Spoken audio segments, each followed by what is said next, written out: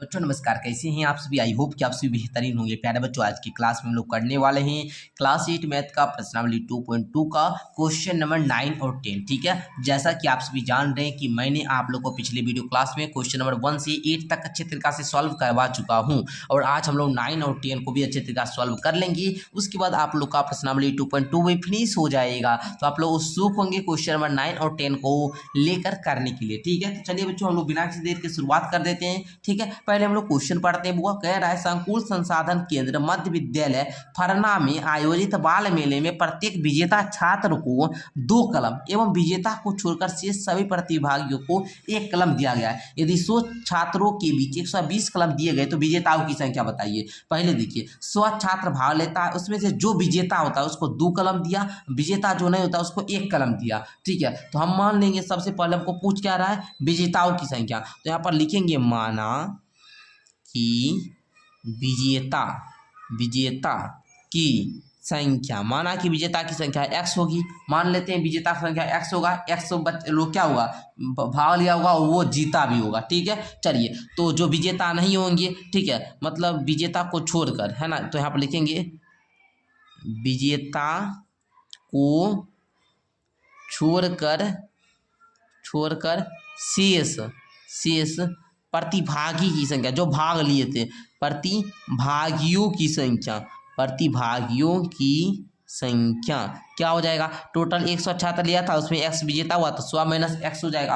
अब देखिए बुआ, अब लिखेंगे अकॉर्डिंग टू क्वेश्चन, प्रश्न के अनुसार विजेता को मिलता है x कलम। ठीक है ना, x कलम मिलता है और 2 कलम मिलता है ना, तो हम लोग लिखेंगे 2x प्लस का 100 माइनस का x। ओके, बराबर आप लोग लिख दीजिए। टोटल 120 कलम दिया जाता है, 120 लिख दीजिए। अब देखिए 2x में से एक x चला गया, बचा क्या, x प्लस का 100 इक्वल टू 120।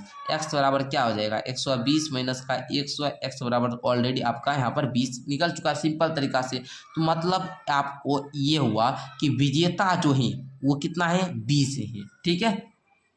ठीक है, कितना आसान था। विजेता की संख्या पूछा, विजेता 20 हो गए। अब बोलता कि विजेता जो नहीं है वो कितना बच्चा है, तो 100 हम 20 घटा देते, 80 बच्चा विजेता नहीं है, मतलब भाग लिया लेकिन विजेता नहीं हुआ। अब बोलता कि ये इसमें कितना कलम दिया गया विजेता को, तो 20, एक बच्चा 2 कलम देंगे, 20 बच्चा विजेता हुआ तो 40 कलम विजेता को दिया गया। शेष प्रतिभागी को कितना दिया जाता, तो हम लोग बोलते कि 20 मतलब 80 है, 80 कलम दिया जाता। सिंपल सा, तो कितना आसान था बुआ, आप लोग समझ गए ना। ये आप लोग का विजेताओं की संख्या निकल चुका है। ठीक है, 20। ओके, चलिए आगे बढ़ते हैं सर। आगे आइएगा क्वेश्चन नंबर 10 को। क्वेश्चन नंबर 10 भी बहुत इजी है। बोल रहा है रवि के पिता की वर्तमान उम्र के तिगुने से 5 वर्ष अधिक है।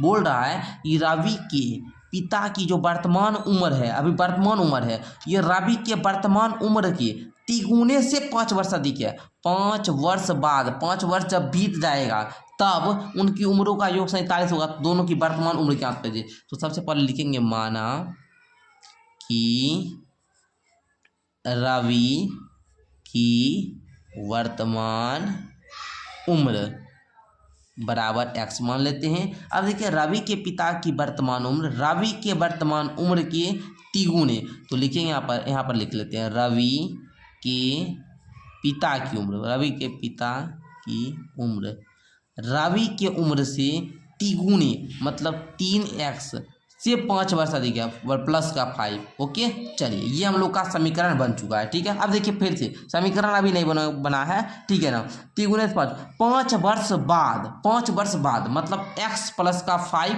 5 वर्ष बाद। देखिए 5